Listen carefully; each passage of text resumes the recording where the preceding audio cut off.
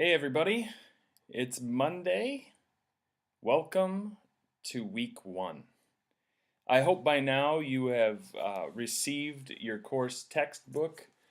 This book right here, The Epic of Eden by Sandra Richter.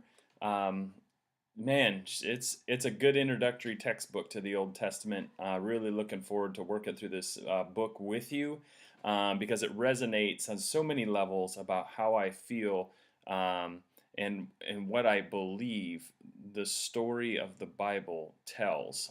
She does a really good job, even on the very first page in the introduction.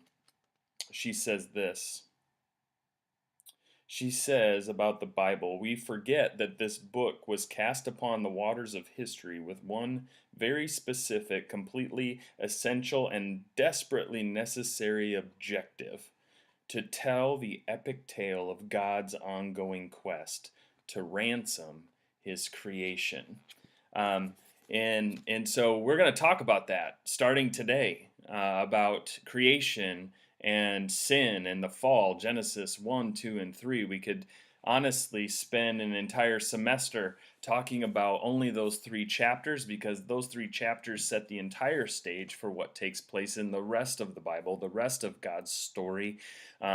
We may not call it redemption. Maybe some of us prefer the word restoration. That's kind of my buzzword when I talk about what the story of the Bible is about, and I can summarize it in one word. It's restoration, but she talks about it as redemption. And also in the opening introduction, first chapter, she talks about the concept of the dysfunctional closet. Do you have a dysfunctional closet in your life? Maybe it is your closet in your house where, man, it's just a disorganized mess. Maybe it's the guest room in your home, or you have the proverbial junk drawer, which where you don't know you have something and man, you just need a place to put it because people are coming over, so it just goes in the junk drawer to be forever swallowed up and lost, right? Um, she talks about in the book how this is how many people, and this has been my experience too, particularly with Christians in the Old Testament. They said, "Man, I have got pieces of the story, much like a puzzle. I've got a lot of pieces. Some of them are in place, but I just don't have the cover. I need the cover to the puzzle box to show me what the picture is supposed to be like.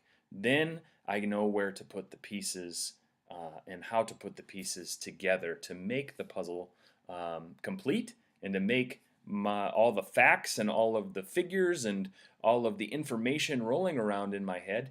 I'm able to have it reorganized into a coherent system for better understanding the biblical text. So I hope that resonates with you because it does with me. And I've dedicated the last 10 years of my life to helping Christians better understand the biblical text. And that's 10 years ago is when I went to seminary and went back to school and all of that. Also, I'm going to upload a second video then also of APA citations, how to do APA in-text citations. This is something that students habitually struggle with. And I often hear, well, professors require different things for different courses. And I understand that, I think.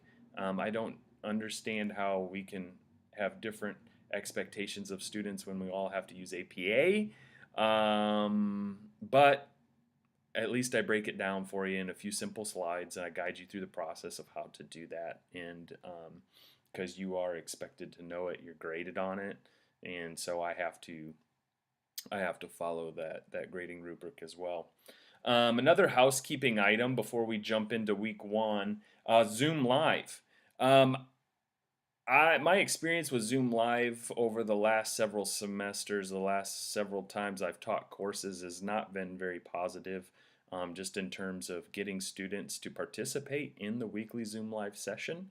I prefer to interact with others, so I don't pre-record messages often and post them.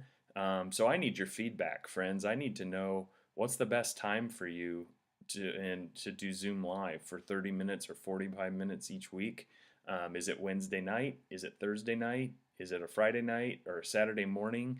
Message me, text me, call me, tell me what works best for you, and I will go with what the majority of the students say they can fit into their schedules, because I don't want to post a time and it not really work out for everyone. So let's just kind of skip past that and get right to the feedback part and say, hey, tell me what works for you, and I'll do my best to make that happen. So you let me know.